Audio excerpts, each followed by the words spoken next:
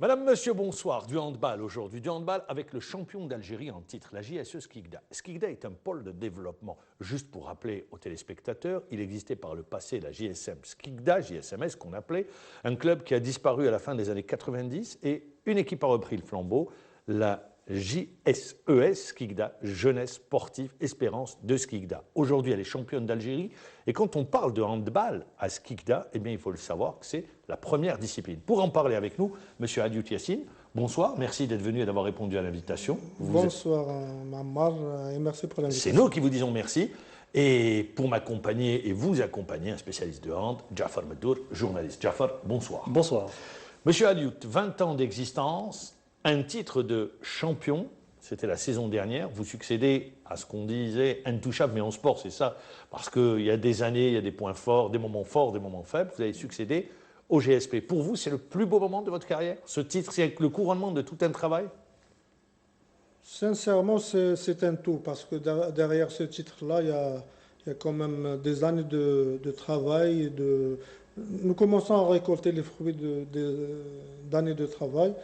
Donc, c'est un très très bon moment, c'est l'un des meilleurs, mais ce n'est pas forcément le meilleur. Alors, je le disais au tout début, à Skikda, le handball est la discipline reine, c'est le sport roi. Comment expliquer qu'après la JSMS Skikda, le grand club, il y a eu ce creux en termes de handball, sur le plan des résultats? Pour répondre à cette question, je dois revenir un petit peu en arrière. Le handball à Skikda a tout le temps existé d'une manière extraordinaire. Du temps colonial et puis après l'indépendance, il y a tout le temps eu des joueurs internationaux dans les différentes équipes nationales. Jusqu'à la fin des années 70, il y a tout le temps eu 5 à 6 joueurs dans les équipes nationales. Mais ces joueurs-là, dès qu'ils sortaient du lot, ils venaient à Alger. Ils ont... Donc il n'y a pas eu de relève? Non, mais tout leur palmarès, ils l'ont fait avec les clubs de l'Algérois.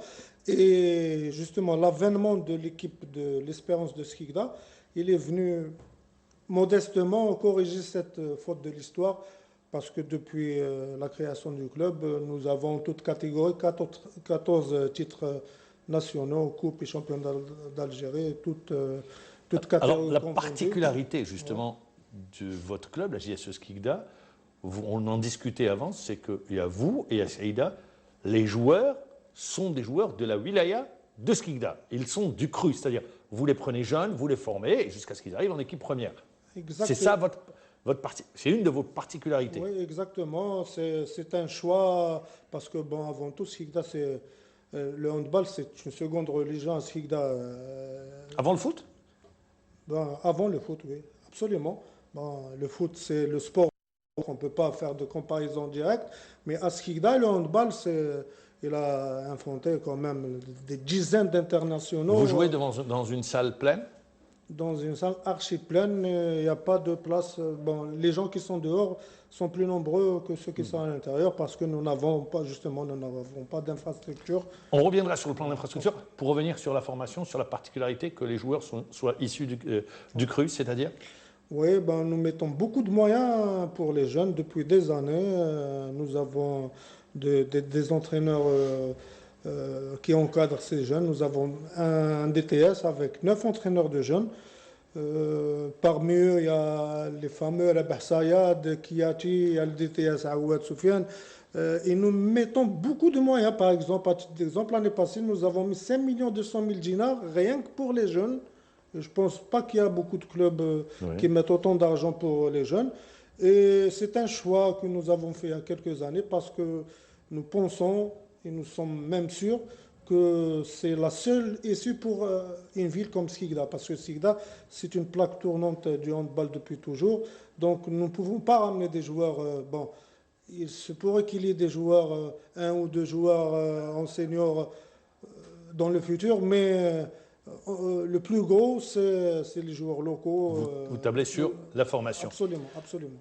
Je me tourne vers vous, Jafar Meddour, vous qui vous déplacez à Skikda, qui avez assisté au couronnement de Skikda. La salle, parce qu'on va parler d'infrastructure, est trop petite aujourd'hui. Malheureusement, les deux salles de Skikda sont trop petites vu l'ampleur et l'engouement qui existe pour le handball dans cette ville. Vous vous disiez qu'il y avait plus de monde à l'extérieur qu'à l'intérieur. Ça, j'ai pu le vérifier à plusieurs reprises. Il y a une phrase qui m'avait marqué de vous, Yacine Aliout, lors de l'anniversaire du club des 20 ans. Vous avez dit donc, ce club a été créé pour réparer une injustice de l'histoire, chose faite avec le titre pour les 20 ans du club, c'était l'an passé. Et pour les joueurs, vous avez aussi beaucoup de joueurs de Skikda qui évoluent dans les autres clubs. Vous en avez même perdu 2 cette année. Ouais. Il y a Kabesh Hicham, l'international, qui est parti en France. Bon, En Ligue 2, en deuxième division. En Ligue 2, ben, c'est un club qui était en Ligue 1 l'année passée. C'est un club formateur, c'est un club qui a de bonnes traditions. La France aujourd'hui est une référence au niveau mondial. On ne va pas discuter là-dessus. Nous ne pouvons. Bon, c'était un engagement entre lui et ma personne. L'année passée, on s'était mis d'accord si on obtenait le titre. Il avait un bon de sortie. Donc, très bien. Nous l'avons fait. Et bonne chance à Kabesh. C'est un produit du club. Tous les joueurs, enfin, personne ne trouvera s'ils ont des opportunités à l'étranger. Quand un joueur part en France, vous touchez une indemnité de formation? Concernant Kabesh Hicham, nous n'avons rien touché. Et le contrat est là. Non, je vous pose la question pour savoir. Nous n'avons rien touché.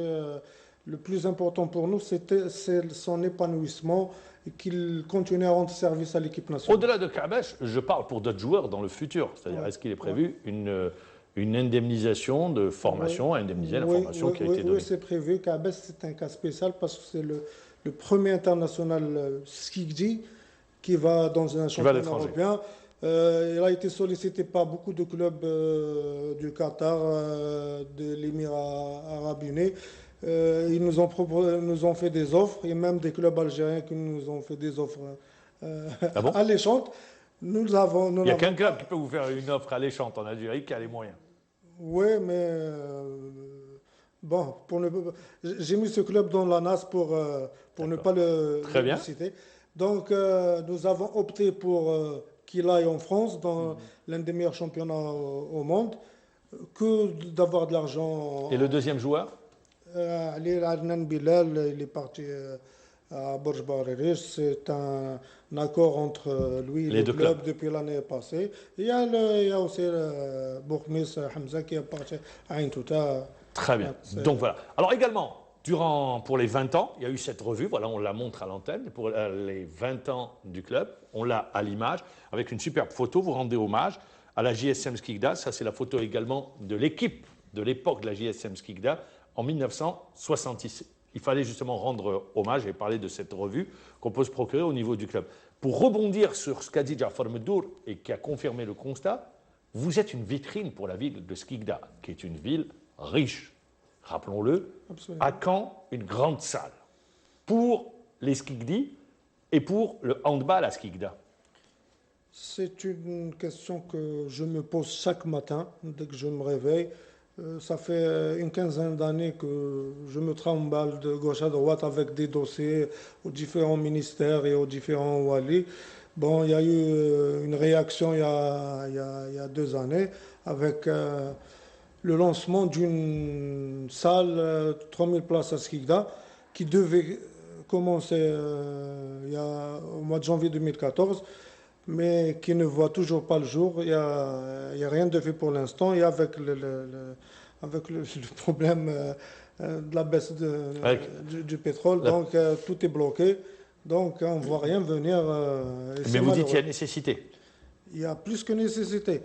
Moi je l'ai dit à maintes reprises, si ce club viendra à mourir un jour, c'est à cause de l'infrastructure, c'est pas à cause de l'argent. Chose qu'on ne souhaite pas, bien évidemment, on l'espère. C'est pas à cause de l'argent. On souhaite assister aux 30 ans d'existence du club. Bien sûr, et on l'espère que votre appel, si le wali de Skikda nous suit ou si le président de la PC de Skikda est en train de nous regarder, que votre appel soit entendu et que pour tous les Skikdi, les amoureux de handball, et que bientôt Skikda ait une belle salle de handball digne de ce nom. Alors, pour le championnat, la première phase va se terminer, il va y avoir la Coupe d'Afrique des Nations. Pour la deuxième phase, il va rester pratiquement 20 matchs, 18-19 matchs, c'est ça, plus la Coupe d'Algérie. Est-ce que vous avez l'effectif pour pouvoir faire une bonne deuxième phase de championnat? Ça ne s'annonce pas difficile pour vous? Bon, l'effectif, Et pour les autres clubs aussi. vous savez bien, Jafar, que nous venons de perdre coup sur coup 2 joueurs clés de l'équipe. Bon, il y a le Abdelé qui s'est blessé avec rupture des ligaments et qui va être opéré le 30 de ce mois.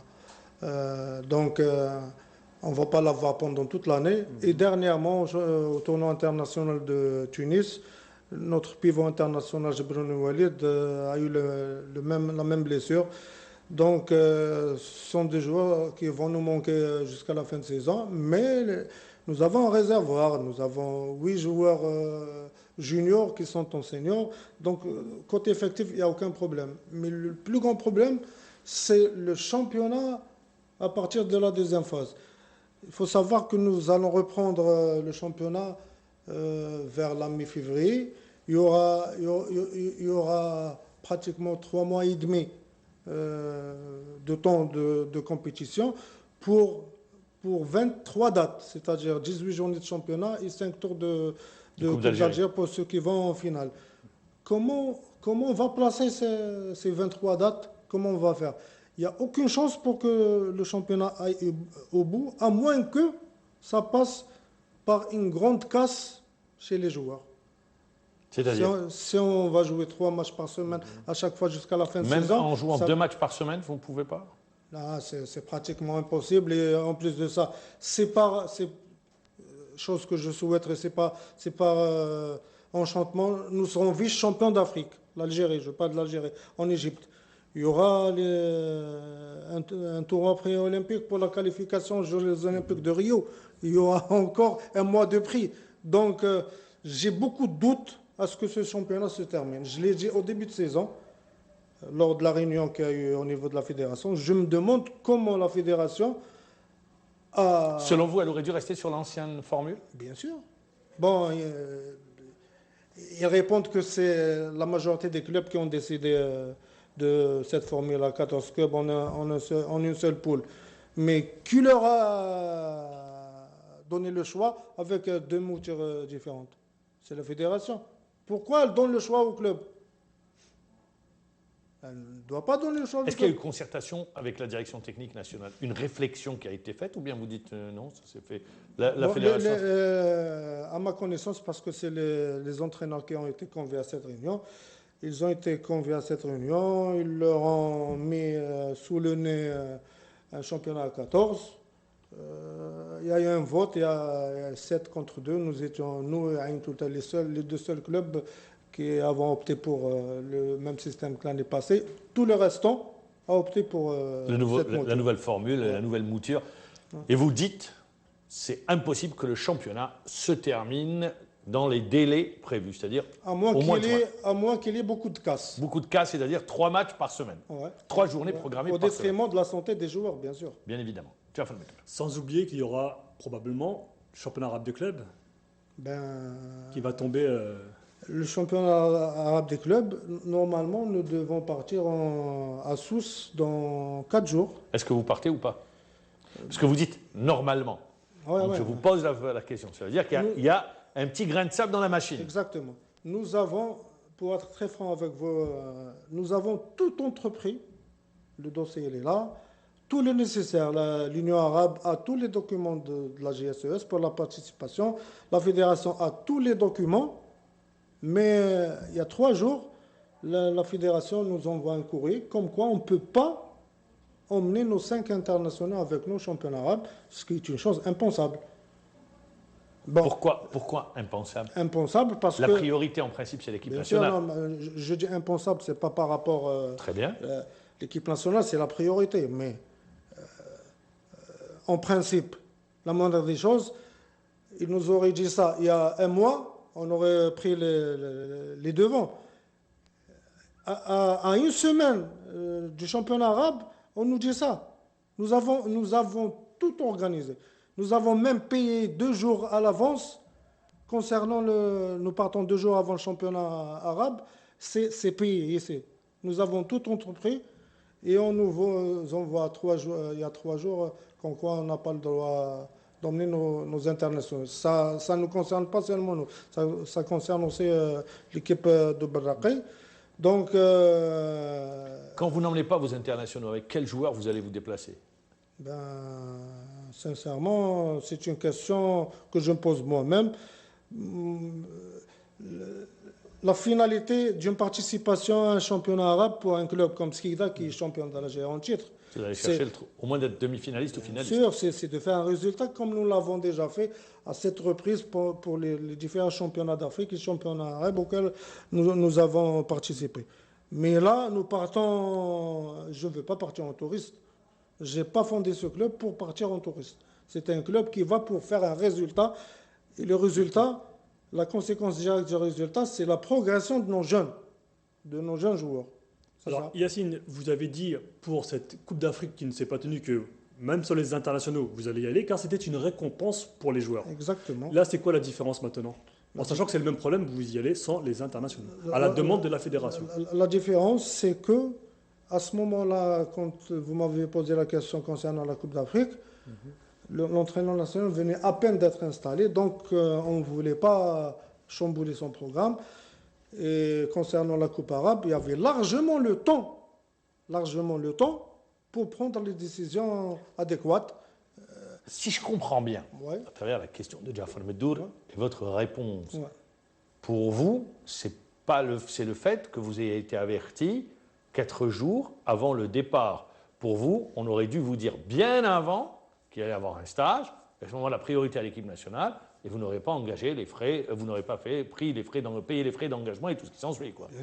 Bien sûr, C'est le manque de considération. c'est le manque de considération. C'est pas un problème de participer ou pas. La priorité, elle est pour l'équipe nationale, ça. Personne. C'est clair. Même si c'est pas le problème de la JS Skikda ou bien de Berraqi, que l'entraîneur national a été installé il y a à peine 2 mois ou 2 mois et demi. La fédération aurait dû prendre les devants et l'installer pendant le mois de juillet. Et il aurait largement le temps de faire son programme et tout le monde aurait été content. Les clubs et l'entraîneur national. Mais la priorité a tout le temps été l'équipe nationale. Aujourd'hui, Ça, pour vous, c'est le manque si je comprends ce que vous ben, dites, c'est le manque de c'est considération le manque de que considération vous dénoncez. Bien sûr que nous dénonçons, parce que vis-à-vis de mes joueurs, vis-à-vis de mes entraîneurs, jusqu'à l'instant présent, ils ne savent pas s'ils vont partir ou pas. Moi, je suis là à Alger, en ce moment, je vais voir la fédération et le ministère pour m'enquérir de la situation. Supposons, on va faire un peu de fiction, Ouais. que la fédération dise non, les joueurs, on en a besoin, on les prend. Qu'est-ce que vous faites? Ben, nous allons rester ici en Algérie. Nous n'allons pas partir en Coupe arabe. Nous sommes un club qui est connu pour son sérieux, pour sa sérénité, mais nous sommes aussi un club qui est connu pour sa défense de ses droits. Nous défendrons nos droits vaille que vaille. Il n'y a aucune raison pour que dans cette situation, si on revient un petit peu en arrière, il y a une année, 2 des meilleurs joueurs d'Algérie appartenant à un club. Dites-le clairement, c'était le GSP qui ont été pour ne prêtés. pas le nommer, qui ont été prêtés, pas pour un club algérien, pour un club étranger, un club koweïtien. Ils ont participé à une coupe d'Asie 1 mois avant le championnat du monde, qui est largement plus important que le championnat d'Afrique. Et il y a eu une blessure d'un des 2 joueurs. Et personne n'a, avec l'autorisation de la fédération. Je pense qu'il y a Deux poids, deux mesures. Ah oui, absolument. Vous dénoncez le 2 poids, 2 mesures. Bien sûr, je l'ai tout le temps dénoncé d'ailleurs. C'est qu'à l'époque, la situation était différente parce que le secteur national de l'époque était l'entraîneur du club en question. Mais ce n'est pas l'entraîneur national qui prend ce genre de décision. Justement, qui prend ce genre de décision? Est-ce que c'est la DTN? Est-ce que c'est l'entraîneur? C'est la fédération, c'est le président de la fédération qui autorise Oui, un prêt pour un club étranger. Ce n'est pas l'entraîneur national, même si l'entraîneur national était l'entraîneur de ce club-là. Lui, il peut donner son accord sur le plan technique, tactique, en disant ça leur donnera du temps de jeu éventuellement. Oui, mais Éventuellement. à un mois de jeu, moi je ne suis pas contre qu'il soit parti. Je suis contre qu'il y a une différence entre le traitement fait l'année passée pour ces joueurs-là et le traitement fait pour mes joueurs. C'est ça, ni plus ni moins. Et encore, je suis très gentil, je dis qu'il nous aurait dit il y a 1 mois que les joueurs seraient réservés à l'équipe nationale. on n'en serait pas là. Vous n'aurez absolument pas protesté et pour vous, vous remettez en cause le 2 poids 2 mesures et également, vous le dites, le manque de considération. Monsieur Aliout Yassine, on vous souhaite bon vent. Merci beaucoup. On vous souhaite également bonne chance dans le travail que vous entreprenez, vous et l'équipe qui vous accompagne, et ainsi le staff technique et tous ceux qui composent ce club, la JSE Skikda, qui reste, rappelons-le, la ville de Skikda, un des bastions forts du handball national. Merci encore une fois d'avoir répondu à notre invitation. Jafar Meddour, c'est toujours un plaisir de vous accueillir. Merci de nous avoir suivis. On se retrouve demain à la même heure. Bonne soirée, au revoir.